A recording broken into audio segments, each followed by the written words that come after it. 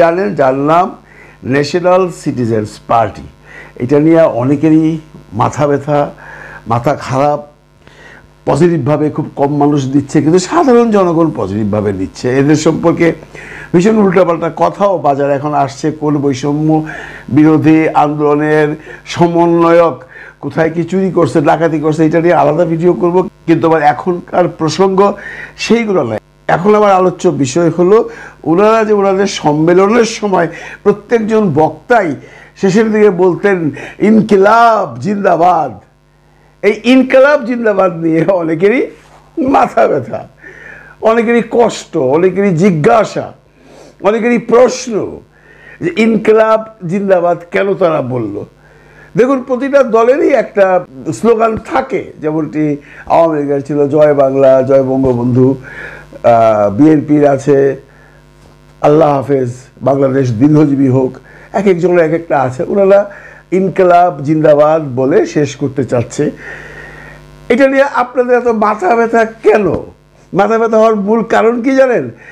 মাথা ব্যথা হওয়ার মূল কারণ হইল এই যে পিনাকি ভট্টাচার্য ইদানিংকালে যতগুলো ভিডিও করে লাস্টে বলে ইনকিলাব জিন্দাবাদ। এইটাই হচ্ছে প্রবলেম। পিনাকি বলল, পিনাকির কথা তোমরা কেন বলো? এক একজন তো বইলেই ফেললো, এক একজন সাংবাদিক নামধারী ইউটিউবার বইলেই ফেললো। ওই যে ওনাদের একটা পীর সাহেব আছে না, বিদেশে বসে থেকে উনি বলে ইনকিলাব জিন্দাবাদ, ওনারটা শুনে শুনে বলছে। আপনার প্রবলেমগুলো কোথায় সাংবাদিক ভাই? থুক্কু থুক্কু। এখন সাংবাদিক বলবো না, এনারা একসময় সাংবাদিক ছিল, এখন হলো কন্টেন্ট ক্রিয়েটার। এখন হলো কন্টেন্ট ক্রিয়েটার। যতগুলো সাংবাদিক আছে যারা কন্টেন্ট ক্রিয়েট করেন তাদেরকে আপনারা সাংবাদিক বলবেন না, তাদেরকে বলবেন আমাদের মতো ব্লগার, তাদেরকে বলবেন ইউটিউব কন্টেন্ট ক্রিয়েটার। দেখছেন না, সিনেমার থেকে মালেক আফসারি আইসা নিজে নিজে বলে আমি ফিল্ম ডিরেক্টর নই, আমি এখন কন্টেন্ট ক্রিয়েটার। আমি নিজেও বলি আমি আর ফিল্ম ডিরেক্টর নই, আমি এখন কন্টেন্ট ক্রিয়েটার। ওনারা কিন্তু বলেন না, ওনারা বলেন ওনারা সাংবাদিক। সাংবাদিকতা কখন করেন মিয়া ভাইরা? আমি কোনো সাংবাদিকের নাম বলতেছি না, 2-4 জন সাংবাদিক আছেন সকাল থেকে ভাই রাইট পর্যন্ত 30টা ভিডিও বানায়, আমি বলছি একটু বলে বলে নিউজ করে। তো সাংবাদিকতা কখন করে? সাংবাদিকতা করে না, ওনারা বেসিক্যালি কন্টেন্ট ক্রিয়েটার। এবং বেশ কয়েকজন সাংবাদিক নামধারী কন্টেন্ট ক্রিয়েটার আছেন, তাদের খুব প্রবলেম এই দলটাকে নিয়ে। তারা খালি খুঁচায় খুঁচায় বাইর করে কোনখানে কোন সমন্বয়ক কোন অন্যায় করছে, কোনখানে কোন সমন্বয়ক চাঁদা চাইছে, কোনখানে কোনটা গাড়ি ভাড়া করছে, গাড়ি রিকোজিশন দিছে, ইত্যাদি ইত্যাদি আছে। এগুলো নিয়েও প্রবলেম। এগুলো বললে একদিকে ভালো আমি মনে করি যে এই দলের যারা উপরে স্থানে আছেন তারা ব্যাপারগুলোকে সিরিয়াসলি নেবে না। আমরা যদি কেউ কথা না বলি ওনারা বুঝবে যে ওনারা ঠিক সঠিক পথেই চলছেন। এইটা নিয়ে কোনো আপত্তি নেই। আপত্তি হয়ে গেছে কি আমার এই ইনকিলাব জিন্দাবাদ দিয়া। ভাই রে ভাই, কত ভিডিও যে দেখতেছি কেন ইনকিলাব জিন্দাবাদ করবো, কেন ইনকিলাব জিন্দাবাদ করবো। যদিও তারা বয়ান দিচ্ছে, মানে এনসিপির থেকে বলতেছে যে আমাদের এটা যে শেষে এইটাই স্লোগান থাকবে এমন কোনো কথা নাই। আপাতত আছে ওনাদের একজন মানে যুগ্ম আহ্বায়ক গতকালকে একটা ইন্টারভিউ আমি দেখেছি, বলেছে তারা যদি দেয় অসুবিধা কোথায়? আচ্ছা, পিনাকি দিয়ে দিচ্ছে দেখাই অসুবিধা, ওনাদের অসুবিধা। মানে ওই যে যারা সাংবাদিক নামধারী ইউটিউবার তাদের খুব অসুবিধা। কেন পিনাকির কথাটাই নিল? পিনাকি ওনাদের কি করছে আমি জানি না। হ্যাঁ, 2-1 সাংবাদিককে অবশ্য পিনাকি দা আঙ্গুল দিছে, তো ওনার সাথে ওনার প্রবলেম। কিন্তু অন্য বাকি সাংবাদিক নামধারী ইউটিউবারদের কিন্তু পিনাকি দা আঙ্গুল দেয় না। পিনাকি দা এই ইনকিলাব জিন্দাবাদ বলে, এটা ছাত্ররা বলছে, ওনারা হিসাব করে নিয়েছে। পিনাকি দা কথাই কেন তারা নিল, এটাই তাদের প্রবলেম। তারা যদি কেউ কোনো একটা স্লোগান দেয়, ওই জয় বাংলার মতো বা বাংলাদেশ দীর্ঘজীবী হোক বা এই ধরনের কোনো স্লোগান দেয়, এইটা যদি নেয় দেখবেন সব ঠান্ডা হয়ে গেছে। আর নয়তো আরেকটা ঠান্ডা হইতে পারে, ইনাদের মধ্যে কয়েকজনের চুলকানি আছে, এই ইয়েতে যাবে, উপদেষ্টা হবে। এইটা হলো ওনাদের মেইন রাগ। ওনাদের কেন উপদেষ্টা বানাইলো না? কেন মুনির হাসান আনলো সেই বিদেশ থেকে? কেন এইখান থেকে শফিক সাহেবরে নিল? ইত্যাদি ইত্যাদি। যাই হোক, সেটাও প্রসঙ্গ না। প্রসঙ্গ হলো ইনকিলাব জিন্দাবাদ পিনাকিদার কাছ থেকে তারা নিচে যদি বলেন তাহলে আপনারাও ভুল বলতেছেন। ইনকিলাব জিন্দাবাদ শব্দটা কোত্থেকে উৎপত্তি হয়েছে, 1921 সালে কে উৎপত্তি করছিল, কার মুখ দিয়ে সেই আন্দোলনের সময় আসছিল, এটার মানে কি আপনারা নিশ্চয়ই জানেন, আপনারা তো অনেক শিক্ষিত, জানেন। তাহলে কেন বলছে যেটা পিনাকির ডায়লগ? এটা তো পিনাকির ডায়লগ না, পিনাকিটা ব্যবহার করতেছে এখন। আমি তখন আজ থেকে 20 বছর আগে ইনকিলাব নামে একটা সিনেমা বানাইছিলাম, তো ওইটা কি মানে আমারে ফলো করছে? এটা কর না কেন যে স্বপন চৌধুরী ইনকিলাব দেখা তারা ইনকিলাব জিন্দাবাদ বলছে, এটা তো কইবেন না আপনারা। পিনাকিদা তার সমস্ত কন্টেন্টে ইনকিলাব জিন্দাবাদ বলে, শব্দটার মধ্যে একটা জোর আছে। ইনকিলাব জিন্দাবাদ ভগৎ সিং বলতো, ইনকিলাব জিন্দাবাদ অনেক মুসলিম নেতারাও বলছে। কেউ বলতেছেন এটা উর্দু শব্দ, কেউ বলতেছেন এটা ফার্সি শব্দ। ভাই, আমি আমার দেশে যদি একটা শব্দকে প্রচলন করতে পারি, সেটা যদি সবার মুখে মুখে আসে, অসুবিধা কি? তাহলে আপনি এখনো তো বলেন চেয়ার, কেন বলেন না আরাম কেদারায় বসলাম? বলেন না তো। কিছু শব্দ আছে এটা সার্বজনীন। ইনকিলাব কারো সম্পত্তি না। ইনকিলাব এমন একটা শব্দ যার বাংলা সরাসরি মানে হলো বিপ্লব। বিপ্লবী ছাত্ররা বিপ্লবী তো বলবে। এখন আপনি বলতে পারেন তাহলে বলুক বিপ্লব দীর্ঘজীবী হোক, মানে ইনকিলাব জিন্দাবাদ, কিন্তু তারা সেটা কেন বলতেছে না, সেটাও আপনাদের প্রবলেম। এখন তারা ধরে নিছে বিপ্লব জিন্দাবাদ বলার চেয়ে ইনকিলাব জিন্দাবাদ মজা বেশি। বুঝেন নাই? নাকি না বুঝলে আরও বুঝাই দেবো না। আপনারা এইসব নিয়ে কোনো আলোচনা করেন না, মানে যে সমস্ত আলোচনা করলে রাষ্ট্র সমাজ উপকৃত হবেন সেইগুলো নিয়ে আলোচনা করেন। আপনারা তো সাংবাদিকতা ছাইরা দিয়ে এখন ব্লগার হয়েছেন, তো ব্লগাররাও কিন্তু জনগণকে কিছু সবক দিতে পারে, শিক্ষা দিতে পারে, সেইগুলো নিয়ে আলোচনা করেন। ওই ইনকিলাব কেন পিনাকির কথাটা তারা বললো, আর ইনকিলাব পিনাকির কাছ থেকে নিল, আর যদি পিনাকির কাছ থেকে নিয়েই থাকে তাহলে আপনার কেন তো জ্বলতেছে, এইটা বোধহয় ঠিক না। এইগুলো না বইলা আপনি বলেন যে তারা এই উর্দু শব্দটা যদি পারে পরিহার করে বাংলা কোনো মানে বোল্ড শব্দ ব্যবহার করুক, সেটা অন্য আলোচনা। কিন্তু ইনকিলাব বিদেশ থেকে বসে ওনাদের প্রিশেপ দিচ্ছেন, এগুলো কোনো ল্যাঙ্গুয়েজ এলো? সাংবাদিক ভাই, সরি ইউটিউবার ভাই, আপনি তো সাংবাদিক নাই হন, আপনি তো ইউটিউবার, ডেলি 2-3টা করে ভিডিও দেন, তারপরে আবার কি করেন, এখন দেখলাম ওই আলোচনা সভা করেন, আরও 2টা চ্যানেল খুলছেন। পয়সা রে ভাই, আপনার ছোটোখাটো চ্যানেলটাও তো বহু টাকা ভাই। আমরা প্রাউডলি বলি আমরা কন্টেন্ট ক্রিয়েটার। আপনারা কিন্তু বলেন না, আপনারা এখনও বলেন সাংবাদিক নামটা বইলেন না ভাই আপনারা। কারণ সাংবাদিক নামটা বইলা অন্য যে সমস্ত সাংবাদিক ভাইরা আছে যারা রিয়েলি সাংবাদিক, তাদেরকে আপনারা আঘাত করতেছেন। খবর নিয়ে দেখেন সেই সমস্ত সাংবাদিক ভাইদের কিন্তু কোনো মাথা ব্যথা নাই। ইনকিলাব শব্দ কোত্থেকে আসলো, পিনাকি দিল না জোনাকি দিল? আপনাদের আছে। কারণ কি জানেন? কন্টেন্ট বানাইবার জন্য। কারণ মালই মাল, একজনের ইনকাম বিশ্বাস করবে না বন্ধুরা, 4 লাখ 5 লাখ টাকা করে ভাই আমার চলে না। তারা এখন কোনো সাবজেক্ট পায় না, তারা ইনকিলাব কেন কইলো, 5 কেন নিল, ওইখানে এই সম্বন্ধে এটা করছে, ওইখানে ওইটা করছে, সারা দিলে ভাই কতটিগুলো যে ভিডিও বানায় আপনারা জানেন।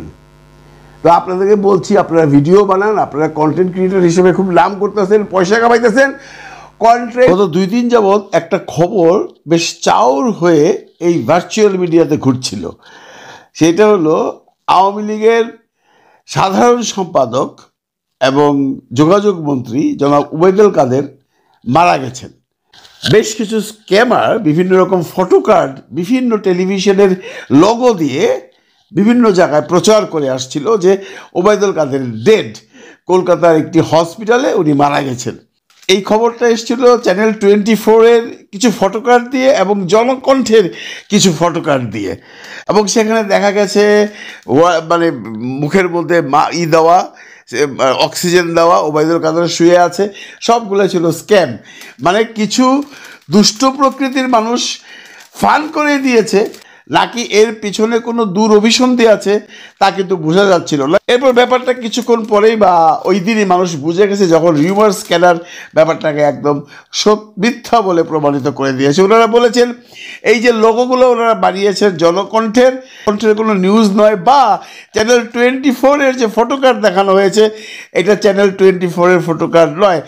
চ্যানেল 24-এর যে লোগো আছে সেই আদলে তৈরি করে একটা গ্রুপ এটা বানিয়েছে, এবং জনকণ্ঠের যে লোগো আছে সেটা দিয়ে ওরা বানিয়েছে।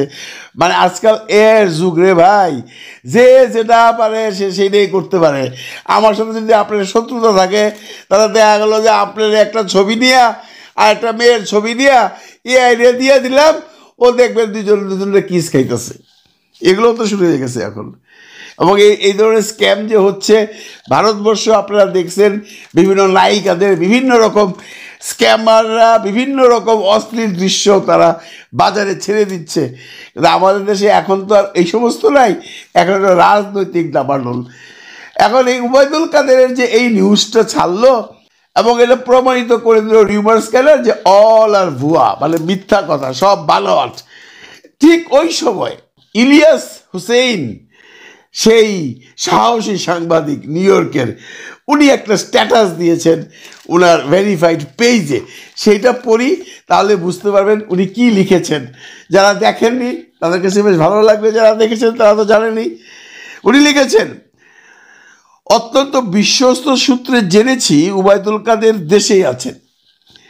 তিনি দেশ ছেড়েছেন কিংবা মারা গিয়েছেন এসব খবর পরিকল্পিতভাবে ছড়ানো হচ্ছে। কে ছড়াচ্ছে, কারা ছড়াচ্ছে আমরা কেউ জানি না, ইলিয়াস সাহেব বলতে পারবেন।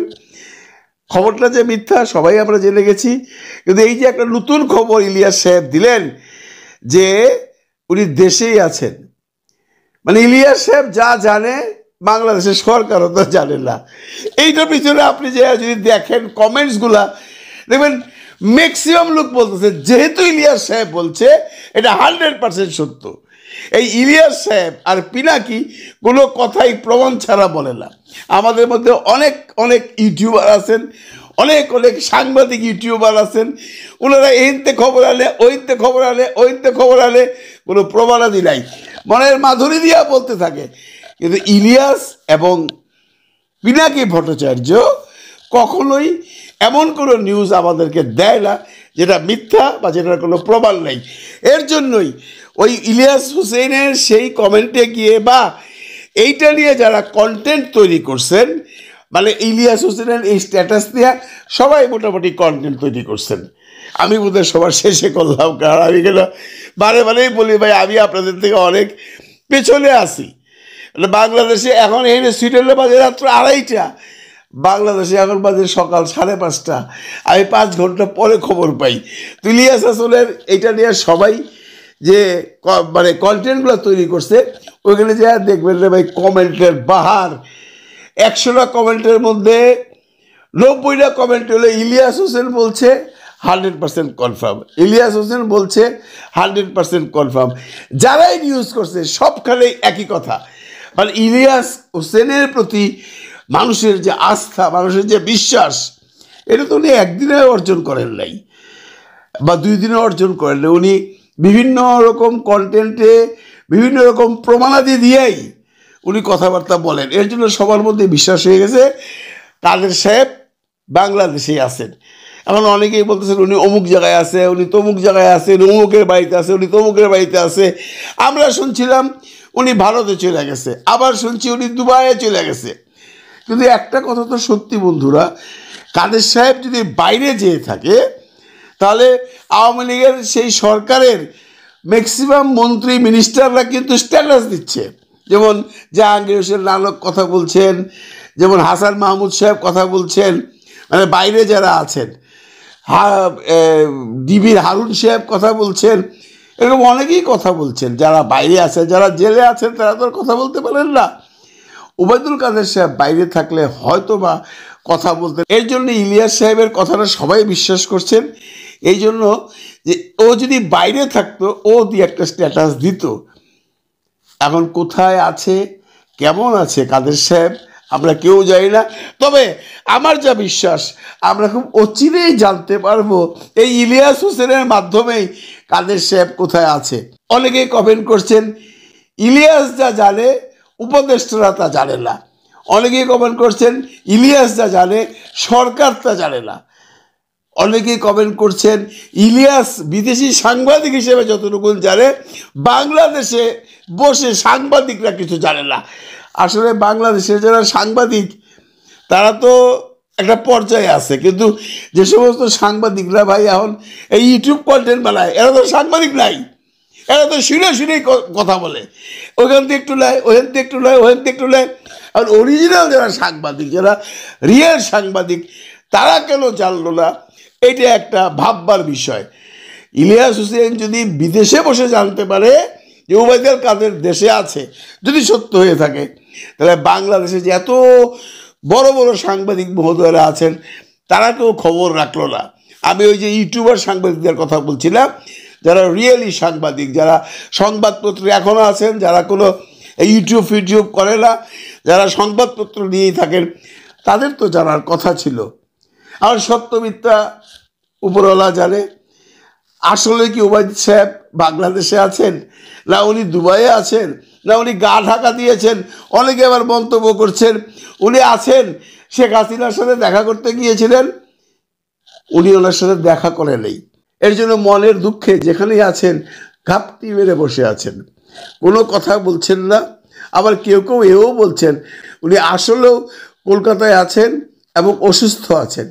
কোনটা সত্য কোনটা মিথ্যা সময় বলে দিবে। আমরা এখন ওয়েট করব